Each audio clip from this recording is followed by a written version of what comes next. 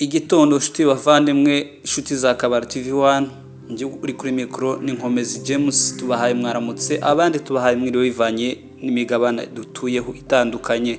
Uyu munsi turagaruka ku makuru yavuzwe cyangwa se ibitero byabyutse bigabwa ku ngabo zatwirwaneho bitewe n'ingabo za Kongo ifatanyije n'abambari bayo aribo Wazalendo cyangwa se Mai Mai zifatanyije mu mutwa Wazalendo ndetse n'igisirikare cy'igihugu cy'u Burundi. Uyu munsi rero tukaba ariho turi bwibande, rero ayo makuru akaba ariyo tugiye kurambura. Amakuru rero uyu munsi turahera mu karere kaho Plateau cyangwa se imurenge misozi miremire y'imurenge ahakomeje kuvugwa ibitero bya buri munsi cyangwa se aho FARDC ikomeje hamwe n'abambari bayo ikomeje kugaba ibitero bitandukanye mu bice by'imurenge. Nyuma yaho rero mu minsi tatishize ubwo twavugaga ku ntambara hagati ya FARDC ndetse n'abambari bayo bagabye ku birindiro byatwirwaneho, ariko umwanzi ku ruhande rw'umwanzi cyangwa se waje agaba ibitero ari we FARDC n'abambari biwe baza kuhahurira n'uruva gusenya. Rero nyuma yaho iyo minsi tatishize ubwo twavuga ku wa kabiri no ku wa gatatu ndetse no ku wa kane aho FARDC Wazalendo ndetse n'ingabo z'u Burundi zahuriye n'intambara ikomeye mu bice bya Birarumbiri mu Ngenzi ndetse na Rwinsankuku bagapfusha abantu babo benshi, ndetse binavugwa ko boba basaga 213 kuko amakuru amwe bivuga. Hanyuma bakaza gutakaza ibikoresho birimo imbunda zikomeye kandi nyinshi ku buryo amakuru aturuka ahabereye imirwano avuga ko nta mbunde nimwe FARDC cyangwa se Wazalendo bari bafatikanye n'ingabo z'abarundi babashije guhungana cyangwa se gutwara mu gitondo rero cy'uyu munsi ku minsi 8 y'ukwezi kwa 11 2025.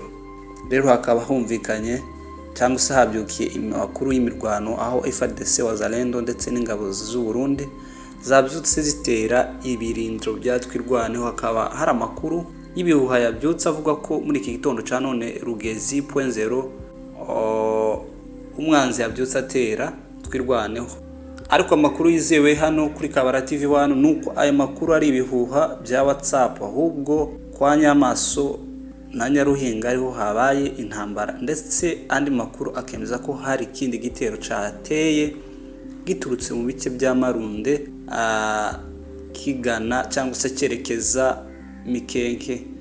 Kwa Nyamaso rero amakuru akavuga ko ubu twirwaneho imaze kwirukana umwanzi cyangwa se leta ya Kongo ariyo FARDC n'ingabo z'abarundi ndetse na Wazalendo. Mu bice rero bya Rugezi ndetse na 0.0 nta ntambara iri kuhabera muri iki gitondo, haratekanye twirwaneho iba iri tayari isaku yindi.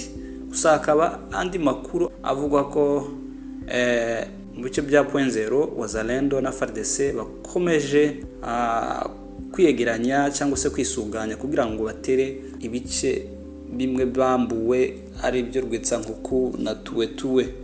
Turakomeza rero aya makuru tuyakurikirane.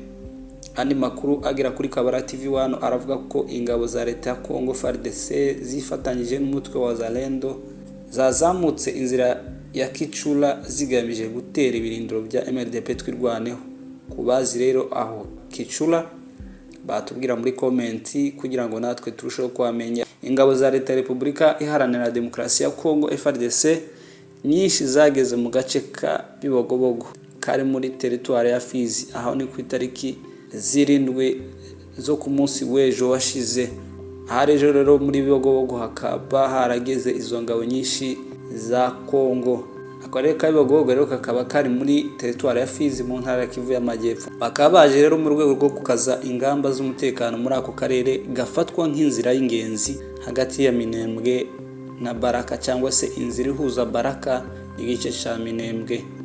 Amakuru rero yemezwa na Minembwe Capital News avuga ko izi ngabo zoherejwe zivuye mu bice bya Uvira na Baraka zifite intego yo kongera uburinzi ukaza umutekano ku gace ka Baraka kaba gahana imbibi na ka Bibogobogo. Mu gihe zageraga muri ako gace gasanzwe karimo ingabo z'u Burundi zifite ibirindiro bya gisirikare, izi ngabo nshya rero zoherejwe mu gihe umutwe wa MRDP twirwaneho werutse kwigarura uduce twinshi twari mu maboko ya FARDC n'ingabo z'u Burundi. turimo Rwetsankuku, Bicumbi, Marunde n'utundi duce duherereye hafi y'umujyi wa Minembwe. Bamwe mu baturage bo mu Bibogobogo bavuga ko bafite impungenge z'uko umutekano wabo ushobora kongera kutaba mwiza nyuma byibuze igihe kitari gito aka karere gasa n'agatekanye, ariko ubu abaturage bakaba bafite wasiwasi bitewe n'ubwinshi bw'ingabo zikomeje kwiyongera muri ako gace. Ayo niyo makuru ya Bibogobogo cyangwa se akarere ka Bibogobogo. Amakuru ahari akavuga ko imyiteguro ya gisirikare ikomeje kwiyongera umunsi ku wundi, bikaba bishobora kongera guteza imirwano mu duce twa Itombwe, Mutambala na Minembwe. Ngaho rero ayo mu karere ka Bibogobogo cyangwa se muri Moyen Plateau. Nyuma rero yaho FARDC ndetse n'abambari bayo bakomeje imigambi mibi, gahunda nimwe ni ugusenya Minembwe na Mikenke. Nyuma y'inama zabo bakomeje gukora biga kuco bakora kugira ngo basenye akarere k'Imurenge, bari gutegura gukoresha drones cyangwa se utudege duto tutagira abapiloti kugira ngo barebe ko bagira ku ntego yabo. Ati kuko intambara yo ku butaka imaze gutunanira, gusa icyo nababwira nuko intambara yo mu kirere idafite ingabo zikomeye zo ku butaka ntaco byabagezaho. Ibi rero byo kuvuga ko agomba gukoresha amadrone, yego bashobora gukora byinshi cyangwa se bagasenya byinshi, ariko mu by'ukuri nta gice bafata mu gihe ingabo zo ku butaka zaba zitadivasinga ngo zigire ibice zifata. Ane makuru rero nuko Kongolo ubu numwe mu banyakagara cyangwa se muri kagatsiko k'Akagara kamwe karwanya twirwaneho, ejo na gatanu rero ku minsi 7 z'uku kwezi akaba yaririwe Uvira, aho yari yitabye inama bivuga ko ifitanye isano n'ibitero byo gusenya Minembwe na Mikenke. Iyo nama rero yari irimo delegation y'abantu bavuye Kinshasa ndetse n'ubuyobozi bw'ingabo biga ku bijyanye n'ibitero bagomba gukora mu karere k'Imurenge. Iyo rero niyo migambi ya leta ya Kinshasa igifite ku Banyamurenge, ibatekereza kubagabaho ibitero, kubica no kubicisha inzara, aho kurinda abaturage ubwabo ndetse n'ibyabo. Mu gihe rero izindi leta ziba zitekerereza abaturage bazo ibyiza, ariko leta yacu ya Kinshasa cyangwa se iyobowe na Felix Antoine Tshisekedi iyo igambirira ibibi ku Banyamurenge, ariko twizeye Imana ko ariyo igiturengera n'ubu ikidufite mu biganza byayo. Amakuru aturuka kandi kuri Gakondo tuyikesha nuko avuga ko hari ejo na gatanu mu masaha y'umugoroba hari amakuru yamenyekanye ko hambutse batayo ebyiri z'abarundi zisanga izindi zibiri za FARDC zibarizwa mu karere ka Bibogobogo. Ibi rero bikaba bikomeje kwerekana ko igihugu cy'u Burundi gikomeje kurunda abasirikare bacu ku butaka bwa Kongo muri wa mugambi wabo bafitanye n'ababahaye akazi aribo leta ya Kinshasa, kugira ngo bakomeze basenye, bice, banarimbure bamwe mu batuye agace k'Imurenge. Ubwo turavuga imisozi miremire ndetse n'imisozi migufi y'Imurenge. Tukaba dukomeje gusaba igihugu cy'u Burundi kugira ngo rwose gikure ingabo zacu misozi miremire y'Imurenge, niba gishaka amahoro cyangwa niba cumva kigikeneye kubana neza n'Abanyamurenge, kuko ntacyo dupfa n'Abarundi. Ariko rero kuvuga ngo baze mu butaka bwacu bakomeze bangize, bice, bafunga amayira, banyage, basahure, inzirakarengane cyangwa se ubwoko bw'Abanyamurenge buzira uko bwavutse.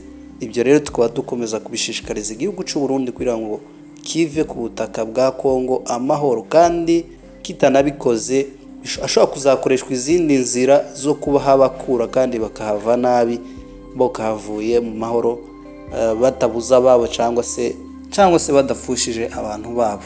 Rero mugire umunsi mwiza. Mwari kumwe na Nkomezi James kuri Kabara TV. Tunabasaba ko mwakomeza gukora subscribe, like na comment kugira ngo tujye turushaho gukomeza kubana mu makuru ya buri munsi.